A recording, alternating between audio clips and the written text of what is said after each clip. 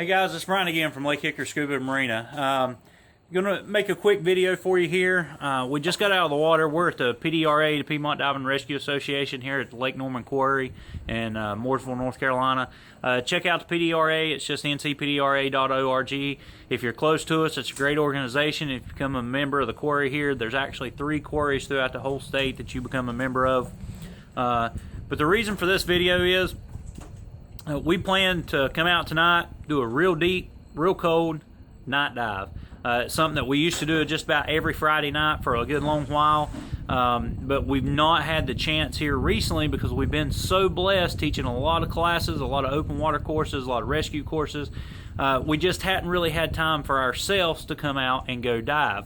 So we decided to come out tonight, do a cold, deep night dive, and we got out here, got geared up, got in the water. We hit about 90-some feet. Everything's good to go, and something didn't feel right. We knew that our original dive plan was not going to go the way that we wanted it to.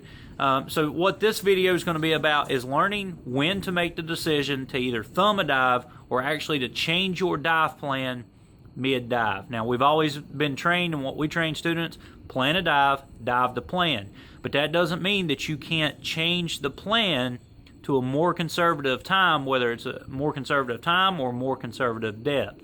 Now, throughout this dive, we both had plenty of air left. We both dive redundancy air systems. When we go below 60 feet, we throw ponies on, especially during night dives or even cold water diving. And we're used to a lot of cold water diving. We do a lot of ice diving up north. We do a lot of deep quarry diving. But we noticed on this dive that our breathing rate to us seemed fine, but to our computers it wasn't too fine. Every time we check our computers, we noticed that, hey, we're not quite conserving air the way that we're used to. So we went ahead and decided we was going to make a little bit more conservative dive than what we normally would have, and we changed our plan mid-dive. Now, once we got out of the water, we discussed it. We tried to figure out what variables there was tonight throughout this dive that was different from any other cold, deep night dive that we had made, and why our breathing rate wasn't the same. And there's a couple variables. First of all, we had both chose just at the spur of the moment to grab 2 aluminum cylinders versus our typical steel cylinders that we both use. I noticed throughout my dive that I was overweighted. So there's another good variable that can change a person's breathing rate. But the biggest variable that we both noticed and what we've discussed is we've spent all summer long training open water students 30 foot and shallower. And we've made hundreds of dives since the season started with students.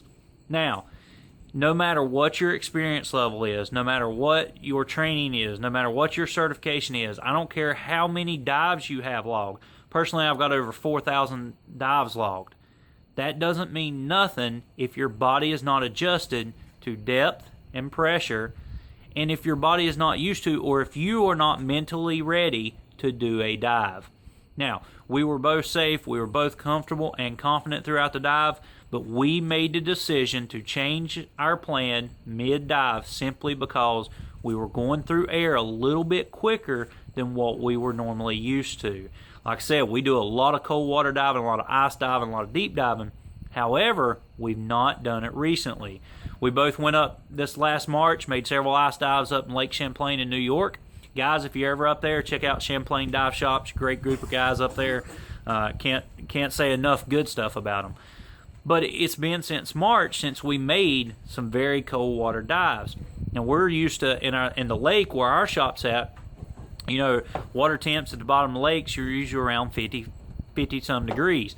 To where here at the quarry, at the bottom of the quarry here, 90-some foot, it's 43 degrees. Now, it's only 7 degrees difference in degrees there, but it does make a difference if you're not used to it. And just because we've made a lot of cold water dives, it doesn't mean that we've been used to it in the last several months. So we figured that was one of the biggest variables, is just we're out of practice. And guys, it doesn't matter how many dives you have, what your certification level is. If you get out of practice with something, you need to practice it. So we've decided we're going to come back several more nights, make some more cold night deep dives now that the diving season, as far as our shop's concerned, is starting to slow down, and we're going to get back in the swing of things. And we got another trip planned this coming March in 2016 up to do some more ice diving. So we were going to try to log anywhere between 50 to 100 dives between now and then, just to get our bodies readjusted to cold, deep, dark water.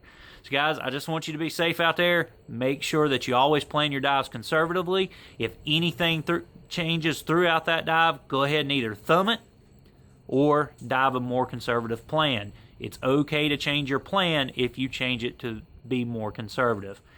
Guys, as always, make sure you like us on Facebook, follow us on Twitter, pin us on Pinterest, subscribe to us here on YouTube, and as always, guys, we appreciate your business.